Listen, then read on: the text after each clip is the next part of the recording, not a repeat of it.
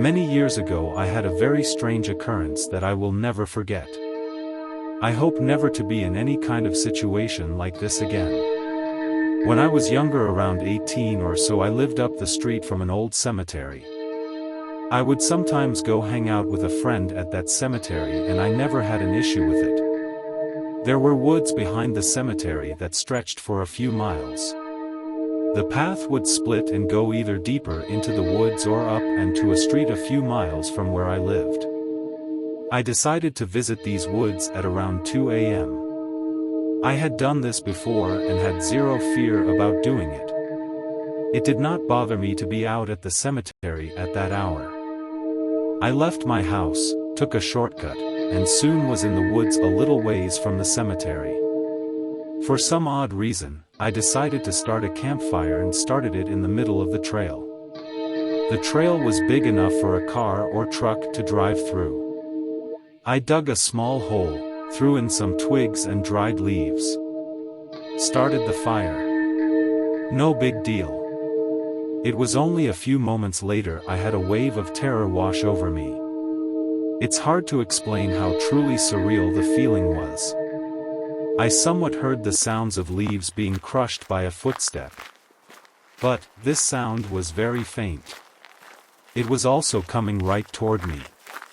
I was frozen in panic and terror because if I ran, whatever was making the noise would hear me and I knew it would give chase. I looked to my right and saw a huge oak tree. Rather massive.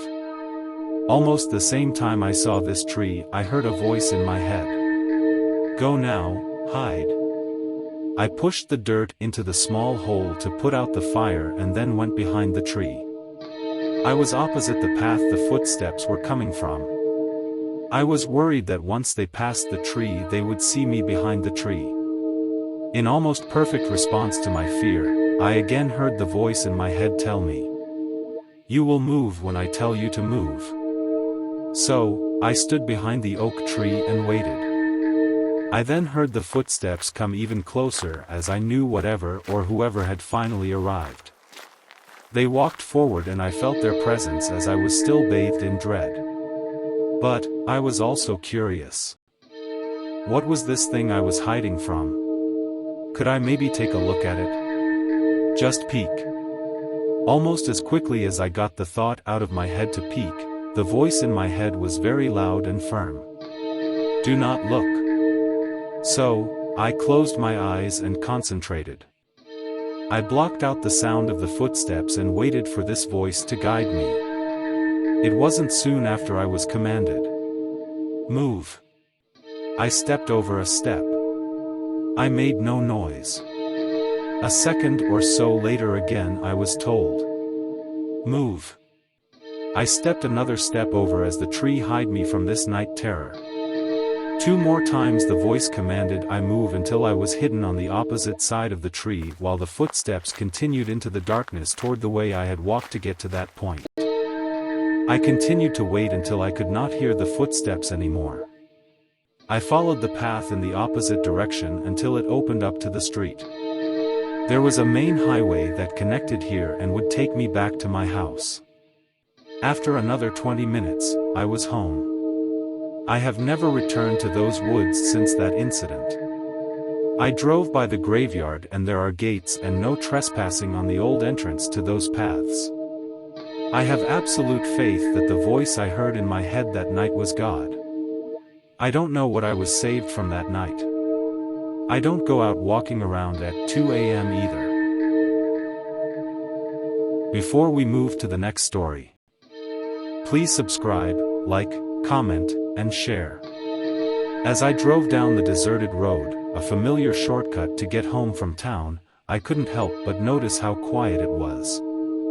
There were fewer cars passing by, perhaps due to the lack of houses in this direction or maybe even because of the cemetery nearby.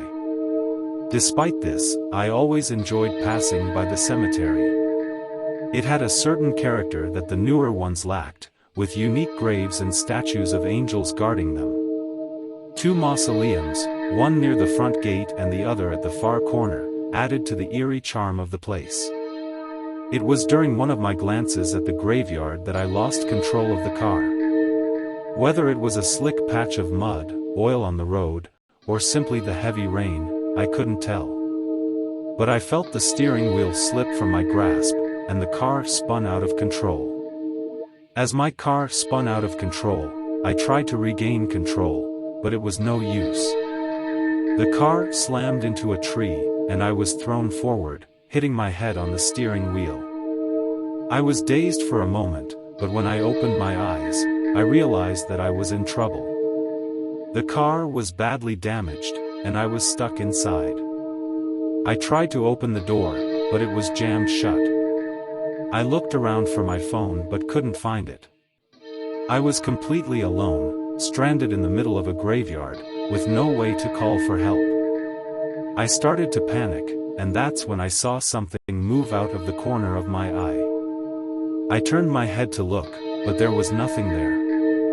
I shrugged it off as my imagination playing tricks on me, but then I heard a strange noise. It sounded like someone was tapping on the window. I turned to look, but there was no one there.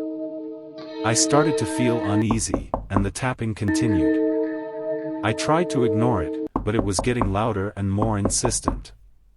Then, I heard a voice whisper my name. I froze, feeling a chill run down my spine.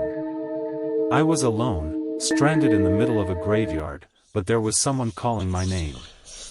I tried to convince myself that it was just my imagination, but the tapping on the window continued, and the voice whispered my name again.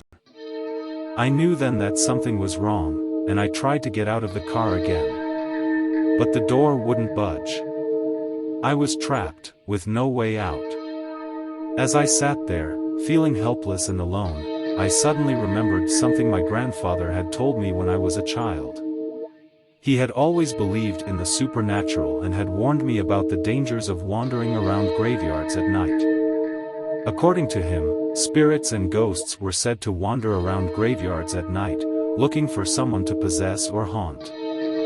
He had warned me that if I ever found myself in a situation like this, I should never look back or respond to any strange voices. With that thought in mind, I closed my eyes and took a deep breath, trying to calm myself down. I tried to focus on my breathing and ignore the tapping and whispering. After a few minutes, the tapping stopped, and the whispering faded away.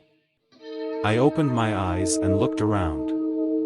There was still no one in sight. I felt relieved and grateful that whatever was trying to communicate with me had gone away. But my relief was short-lived. I suddenly felt a sharp pain in my head and realized that I had hit it on the steering wheel during the accident. I felt lightheaded and knew that I needed medical attention. With no other choice, I tried to force open the door again. After several attempts, I finally managed to pry it open and crawled out of the car. I stumbled through the graveyard, looking for help, and finally managed to flag down a passing car.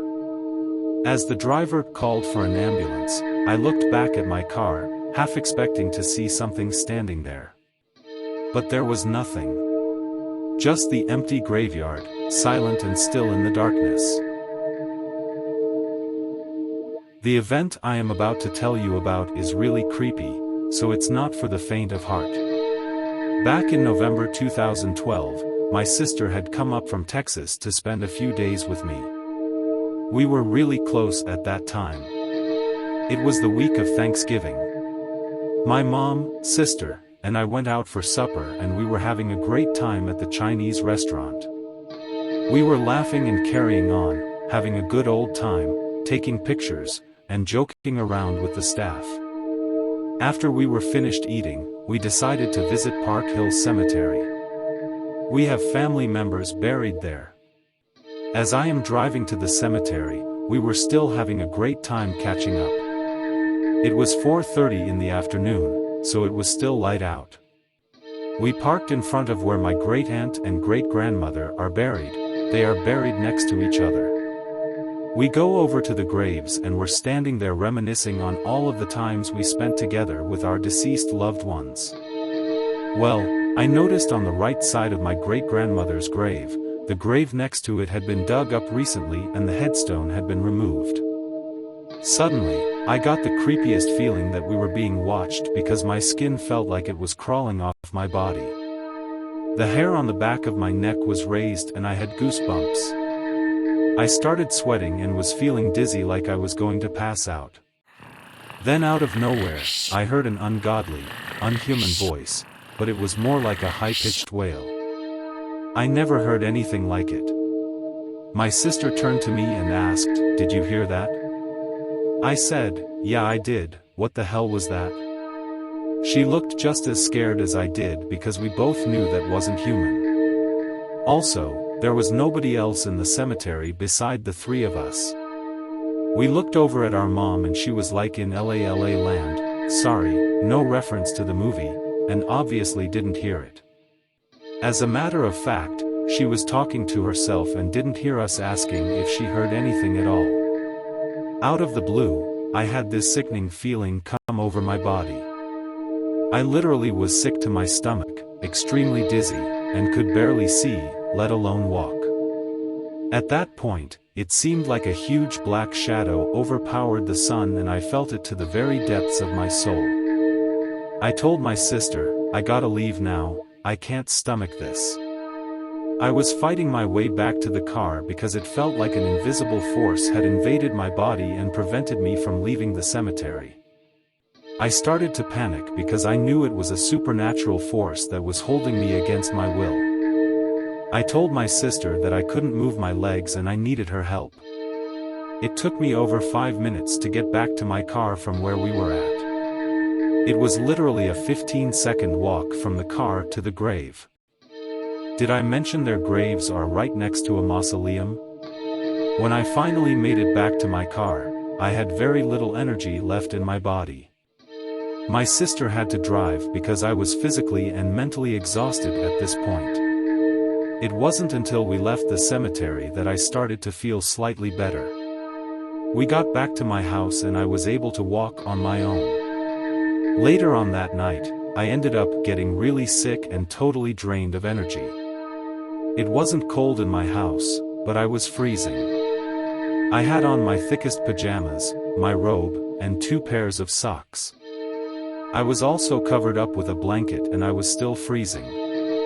I was too ill to eat due to a migraine headache I accumulated earlier and still sick to my stomach. My sister had called a good friend of hers to tell her what happened at the cemetery. Come to find out, there is a witch and warlock, actual true fact, buried in that cemetery. Where that unhuman voice came from, in the corner of the cemetery where they are buried. OMG. Talk about creepiness. I did not know until that night that there was a witch and warlock buried there. They also were husband and wife and died at the same time. I do not know the full story behind it, nor do I want to know it. What I experienced was more than I ever want to experience again. Even reading it on the internet just scares the hell out of me. As far as the grave site that was empty next to my great-grandmother, my mom said the family members wanted their mom's body dug up along with the headstone and moved to another state. How my mom knew this is beyond me. Sometimes, trying to get information out of her is like pulling teeth from a horse.